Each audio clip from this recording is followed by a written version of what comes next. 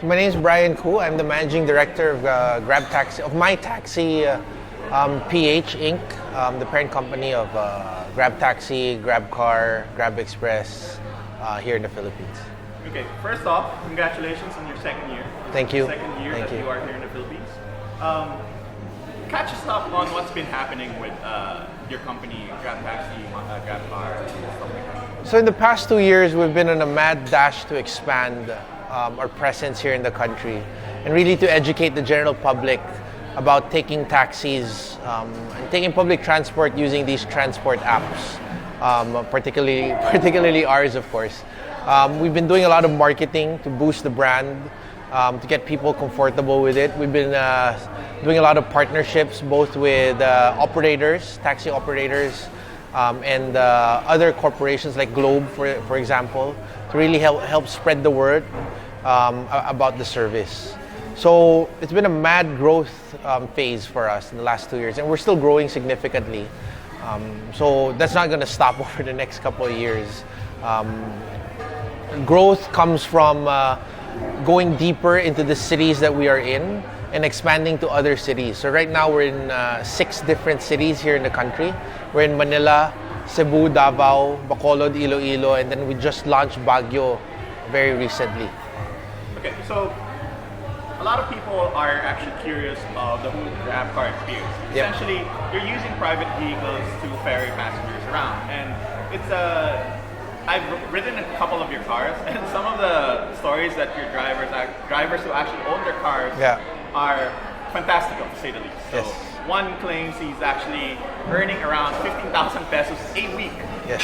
with fuel costs deducted. That's actually better than Wow, okay. That's actually better than what I do in my job. Yes. So how much do GrabTaxi Peers actually earn each month, or at least each week, riding their cars or driving their cars? Yeah. So the first thing I'd say is, why don't you sign up as a peer and make more? No, but seriously, the amount that a driver can earn really depends on how hardworking that driver is. So someone who drives full time, meets all the incentive targets, can earn up to 60,000, 70,000 pesos a month. Wow. Yes. That's more. Yes. That's more than I'm But making. I'd say that's the top 10% of the drivers that we have. We also have some drivers who drive part-time, so people who'd work normal jobs, normal 9 to 6 jobs and drive afterwards, but still get pretty good returns because they're helping. What they're making, they're contributing towards the amortization of the car, and it makes up more for the fuel cost that they spend. So right now we do have a bunch of incentives that we give out. So if you meet a number of target rides, you get X amount per ride. We're still very aggressive in doing that to really push the base of supply that we're trying to create here in the country. So is this like more cars there are? The more cars there are on the road, the cheaper the overall ride will be, or is that a fixed point-to-point charge? So we have an internal fare mechanism that determines the charge from point A to point B. You see that when you book in the app. The more cars out there does not necessarily mean we're going to drop our price, because that ruins profitability for our peers. But I guess what I can say is we'll try and manage that price so it's still a fair price to take for the commuting public. We can't be so much more expensive than taxis, and we can't be so much more cheaper, because that just ruins the economics of the business for both us and the peers. So that's constantly a tweak that we're managing based on the supply-demand situation in the market. So you told me there are actually people who are working jobs Yes. while being a GrabCar driver. Yes. So does that mean like becoming a GrabCar driver is very easy? Yes, it is very easy. All you have to do is go to the site, grabcar.com, and sign up. There's a link there in the upper right corner that you'll see. It says sign up as a GrabCar Peer, and you can just click on that, fill in the form, and then we'll give you a call. So you determine if the vehicle? What's the minimum requirement for example, the vehicle they drive, the requirements they have as far as clearances and stuff like that? Yes. So on the vehicle, I believe we have a 5-year-old restriction. So the vehicle needs to be younger than 5 years old. And these are terms that were set when the DOTC and the LTFRB came up with their memorandum circular and the rules surrounding a transport network vehicle. Then they have other rules such as the owner needs a DTI permit, I guess, as a single proprietor. They need a suitable garage for the car. The drivers need to be vetted. There needs to be NBI clearances and so on and so forth. So that's all put in place to ensure the safety of the riding public. And we strictly adhere to what those regulations are. Well, one of the biggest fears, I guess, from the standpoint of some lawmakers is that these people that you are accrediting are not actual people who don't drive for a living. Yes. Or they're not professional drivers. They're not professional drivers, correct. They're also worried about how complaints are handled if there is, like, if a driver is shifty, for example, or Yes. he tries to rob The passenger. a passenger or something. What safeguards do you have in place to prevent that from the starting from the registration process up until they're actually a driver and ferrying passengers around? So starting from the registration process, like I mentioned, they're vetted across different layers. So first, they need to have an NBI clearance for it. They go through an interview with us. They go through a seminar with us. And then throughout, once they get accredited by us, they still need to get a permit to operate from the LTFRB. Which is one of the terms that you came to an agreement with. Yes, correct. Because I think the origin of that was the Congress gave the LTFRB the right to give out franchises. The LTFRB cannot assign that right to a third party to do so. So what happens is sort of like a joint accreditation between us and the regulatory body, which in this case is the LTFRB. And then throughout the course of their tenure with us, the driver's tenure with us, there are different complaint mechanisms that the passenger can take. The most famous one that my mom likes to use is just giving me a phone call and says, "Hey, your tita took this car, so and so. Call her up. She has a complaint."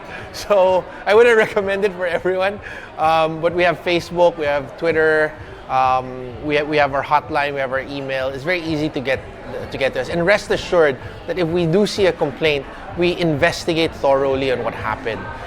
Back in GrabTaxi, I was involved in a couple of incidences where there were complaints when the modus operandi of the yung nagpapaantok na Like the scent, gas. like the gas scent was popular. There were a couple of complaints that we received and we really followed through on that. We took the driver to the police station to investigate. We even invited the complainant to come to the hospital to have her blood work checked up. And in all those cases, it was just cases of panic attacks and nahilo lang sa biyahe, but there was no proof. But even so, we went the extra mile. So, since you brought up GrabTaxi, like the tax component of your business, what does is it more of the operator just lies and you accept, or are you very discerning of the operators and the taxi cabs that they run before you actually add them to GrabCar or GrabTaxi? So for GrabTaxi, when it comes to the operators, we're equal opportunity. We're an equal opportunity company, right? So as long as the operators pass the requirements that we have, we'll talk to the drivers. We'll ask the drivers how the operator treats them. We've had instances where the operators would keep the driver cut, right, and use that to pay for the shortage in the boundaries. We try and stay away from operators like that. We built this company really to help the marginalized drivers, and as much as we can, we'll work with the operators. But if that sort of prohibits us from hitting our vision, our goal, then we'll work directly with the drivers in some instances. As far as vehicles are concerned, do you filter out operators who have just rickety old vehicles that are just flying the road? I'd like to say we do, but I'd be lying. We don't. What we take care of more is the driver. We make sure that the driver is honest, reliable, safe, trustworthy. And then we allow the driver to come into the system. I'll give you a reason why. Some drivers, the new vehicles, the boundaries, all taxis work with a boundary system, right? The new vehicles, the boundaries are higher than the older vehicles, factoring in depreciation costs and everything by the operator.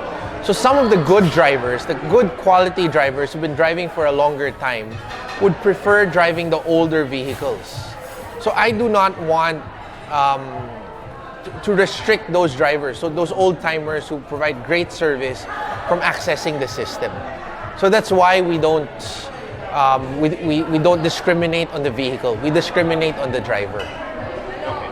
So as parting words, can you actually give us a message that you'd like to get to all the riders of GrabCar and GrabTaxi and all the people who are actually wanting to try the service, or as a peer, Yep. or as a passenger? Sure. I'd say thank you to all our passengers for supporting us over the last 2 years. I know we've had ups and downs. We've constantly tried to improve the service to be able to meet your very demanding standards. So I thank you for sticking with us. And to all those who want to sign up as a peer, who has an extra car at home, not doing anything, you're free to come in and join us as a peer. Just log on to grabcar.com, sign up as a peer, and we'll get in touch with you. And you'll be able to make better utilization of those vehicles, of those assets that you have. So thank you very much.